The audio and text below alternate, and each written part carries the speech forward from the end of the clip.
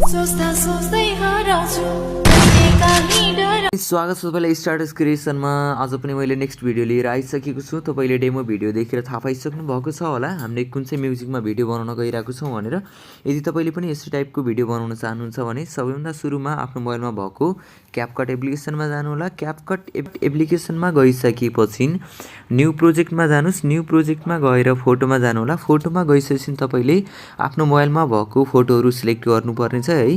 तपाईसँग चाहिँ 12 वटा फोटोहरु हुनुपर्ने छ है। 12 वटा फोटोहरुलाई सिलेक्ट गर्नु होला र एड बटनमा गएर क्लिक गर्नु होला। मेरो यसमा चाहिँ 11 वटा फोटोहरु मात्रै भइरहेको छ, एउटा लास्टको छुटिरहेको छ। 12 वटा फोटो र एड बटनमा गएर क्लिक गरिम। यति गरिसकेपछि अब तपाईले सबैभन्दा सुरुमा फर्मेट अप्सन चुज गर्नुस्। फर्मेटमा जानुस्।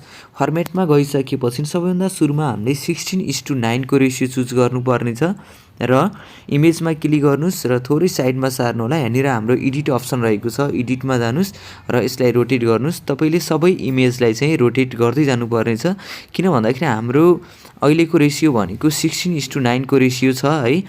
र हामीले यसलाई फेरि सेभ गरिसकेपछि तपाईले 9:16 को रेशियोमा राख्नुपर्ने छ। त्यो पनि मैले यसमै सिकाउने छु है। तपाईले भिडियोलाई सुरुदेखि लास्टसम्म हेर्नु होला र एन्डिङ पार्ट्समा जानुस् र यसमा क्लिक गरेर डिलिट गर्नुस्। डिलिट गरिसकेपछि यो किन भन्दाखेरि यो वाटरमार्क हो, यसलाई चाहिँ हामीले डिलिट गरेको हो र थोरै स्टार्टिङमा आउनुस्। फेरि तपाई ब्याक गर्नुस्। ब्याक गरिसकेपछि अब तपाईले यसमा चाहिँ म्युजिक एड गर्नुपर्ने छ। म्युजिक एड गर्नको लागि एड अडियोमा जानुस्। त्यसपछि एक्सट्र्याक्टेडमा क्लिक गर्नुस् र आफ्नो मोबाइलमा भएको म्युजिकलाई चाहिँ यसमा इम्पोर्ट गर्नुस्। इम्पोर्ट गरिसकेपछि हाम्रो यसमा चाहिँ म्युजिक आइसकेको छ है। मैले चाहिँ साउन्ड चाहिँ म्युट गरिम, किन भन्दाखेरि मेरो यसमा चाहिँ कपिराइट क्लेमहरु आउन सक्छ र मैले चाहिँ यसको ड्युरेसनहरु चाहिँ नोट गरेर राखेको छु है। यदि तपाईले पनि म्युजिक चाहिन्छ भने डिस्क्रिप्सनमा गएर पनि तपाईले डाउनलोड गर्न सक्नुहुन्छ। मैले डिस्क्रिप्सनमा लिंक राखिदिएको छु है। यदि तपाईले त्यो लिंकबाट पनि गाह्रो भयो, फेसबुकको लिंक र मैले टेलिग्रामको लिंक पनि राखिदिएको छु। मैले सकेसम्म चाहिँ टेलिग्राममा पनि म्युजिकलाई अपलोड गरिदिने छु है। र अब चाहिँ हामी यसमा ड्युरेसन मिलाउनतर्फ लाग्ने छौं। फर्स्ट इमेजको ड्युरेसन रहेको छ हामीसँग 1.6 को ड्युरेसन रहेको छ है। तपाईले इमेजमा क्लिक गरेर 1.6 को ड्युरेसन राख्नु होला र नेक्स्ट इमेजको ड्युरेसन चाहिँ तपाईले 2.3 मा राख्नुपर्ने छ, 2.3 है। र थर्ड इमेजमा जानुस्। यसको ड्युरेसन चाहिँ तपाईले 2.1 को ड्युरेसनमा राख्नुपर्ने छ र यो इमेजलाई पनि तपाईले 2.1 मा राख्नु होला र हाम्रो नेक्स्ट इमेज पनि 2.1 मा राख्ने छौं। हामीले तीनवटा इमेज चाहिँ 2.1 राख्नु होला र त्यस्तै गरेर नेक्स्ट इमेज चाहिँ 2.0 राख्नु पर्ने छ है। तीनवटा इमेज चाहिँ हाम्रो 2.1 र नेक्स्ट इमेज चाहिँ 2 को राख्ने छौं, 2.0 र नेक्स्ट इमेजमा क्लिक गर्नुस्। यसको ड्युरेसन चाहिँ तपाईले 2.5 को ड्युरेसन राख्नु पर्ने छ र नेक्स्ट इमेजमा क्लिक गर्नुस्। यसको ड्युरेसन चाहिँ तपाईले 1.9 को ड्युरेसनमा राख्नु पर्ने छ है। 1.9 को ड्युरेसनमा राख्नुस् र नेक्स्ट इमेजमा जानुस्। यसको ड्युरेसन चाहिँ तपाईले 0.5 राख्नु पर्ने छ र थोरै जुम गर्नु होला र यसलाई चाहिँ 0.5 को ड्युरेसनमा राख्नु होला र नेक्स्ट इमेजमा क्लिक गर्ने छौं। यसको ड्युरेसन चाहिँ तपाईले फेरि 1.9 मा राख्नु पर्ने छ है। 1.9 राख्नुस् र त्यस्तै गरेर नेक्स्ट इमेजमा क्लिक गर्नुस्। यसको ड्युरेसन चाहिँ तपाईले 1.8 मा राख्नु पर्ने छ, सेकेन्ड लास्ट इमेज चाहिँ।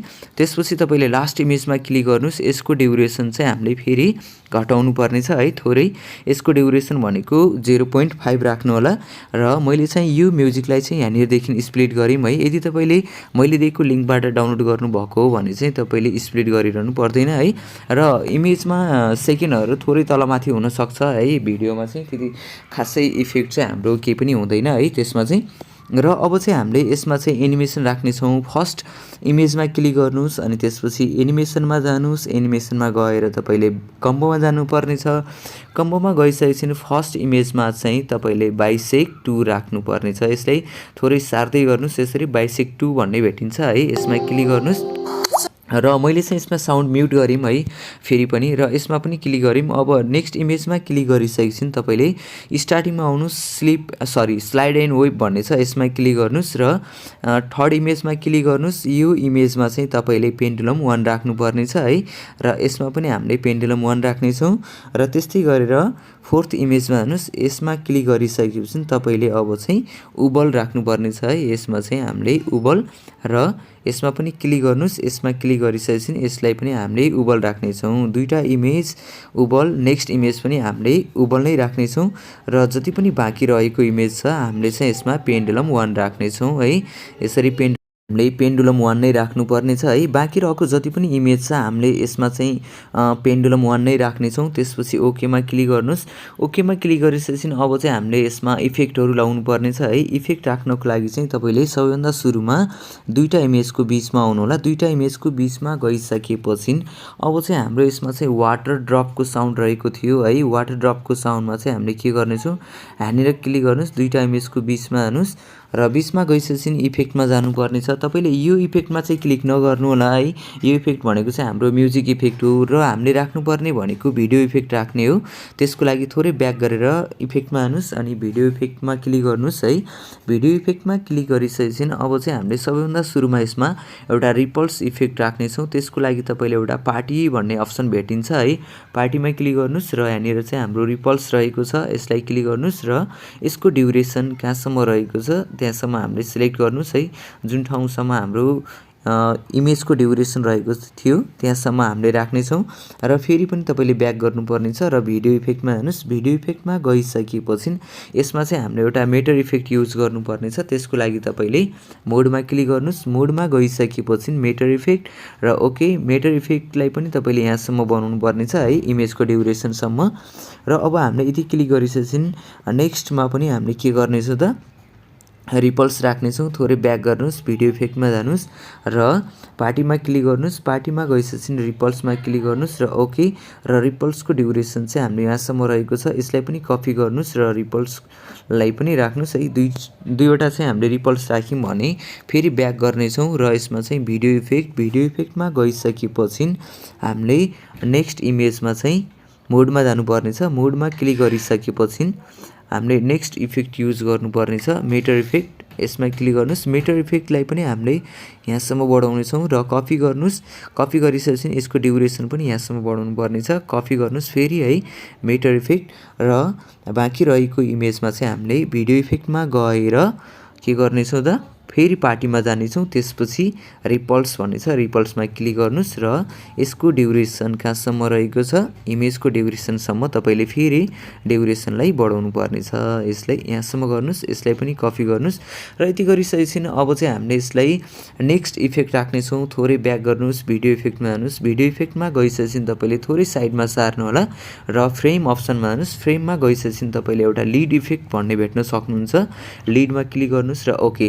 अब चाहिँ तपाईँले यो लिडलाई थोरै क्लिक गर्नुहोस्, थिचिराख्नुहोस् अनि तल झार्नुहोस् है र यसको ड्युरेसन चाहिँ फुल लेन्थ बनाउनु होला। किन भन्दाखेरि हाम्रो भिडियो जहाँसम्म बनाउनु भएको छ, तपाईँले इमेजहरू राख्नु भएको छ त्यहाँसम्म चाहिँ हामीले लिड इफेक्ट राख्नेछौँ।